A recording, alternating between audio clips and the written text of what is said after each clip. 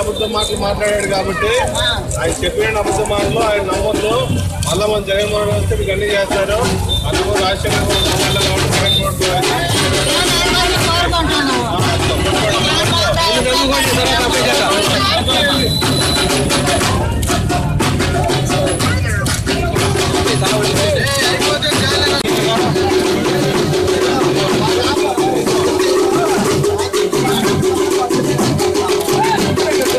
వాళ్ళు మళ్ళీ రావాలంటే జగన్మోహన్ సీఎం అయితే రాష్ట్రం మొత్తం డెవలప్ అయింది.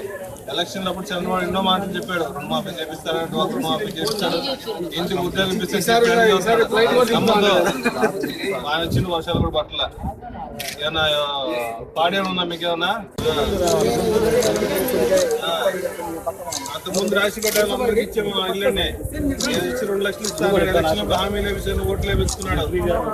ఏం చేయాల, ₹1 కూడా ఇలా గుర్తు పెట్టుకోండి. చంద్రబాబు గారు చెప్పిన అబద్ధం మాటలు అలా జగన్మోహన్ రెడ్డి సీఎం అయితే తప్ప మీ అందరికీ అన్నీ బాగుపడవు. అన్నీ వస్తాయి మీకు. అంతకు రాజశేఖర్ అన్ని ఇచ్చినాం. మళ్ళీ ఈయన వస్తేనే అన్ని మీకు అవుతాయి. గుర్తు పెట్టుకున్నామా.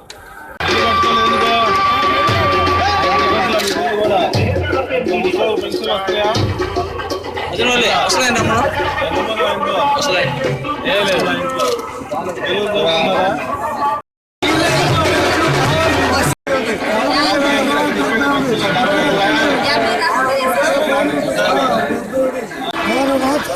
చంద్రబాబు నాయుడు ఉన్నప్పుడు నాకు పెద్దలకు 10 ఇచ్చినారు. వాళ్ళు ఇస్తే ఎన్నిసార్లు తినరు.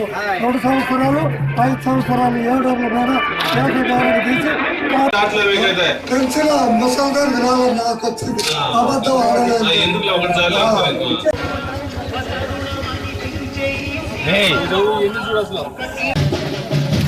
అప్లై చేయండి. అబ్బాయి కూడా వస్తాయి కదా. వస్తున్నారేమన్నా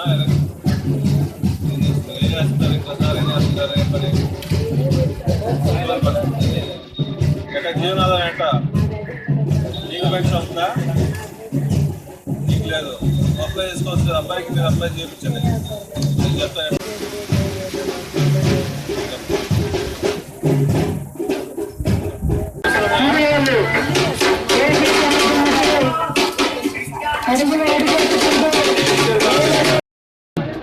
ఈరోజు దివంగత వైఎస్ రాజశేఖర రెడ్డి గారి 67వ జయంతి సందర్భంగా ఈరోజు దర్శి మండలంలో గడప గడప వైఎస్ఆర్ కాంగ్రెస్ పార్టీ ప్రోగ్రాం స్టార్ట్ చేశాం. మా ప్రీతమ నాయకులు జగన్మోహన్ రెడ్డి గారు కోరిక మేరకు ఈరోజు ప్రతి గ్రామంలో గడప గడప వైఎస్ఆర్ కాంగ్రెస్ పార్టీ స్టార్ట్ చేయబోతున్నాం.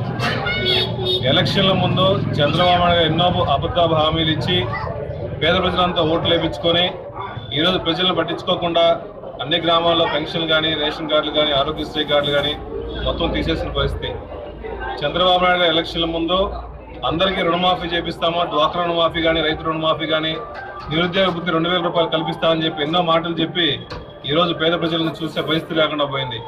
ఈరోజు ఏ గడపకు పోయినా ఒక్కరికి కూడా డ్వాక్రా రుణమాఫీ జరగలేదు.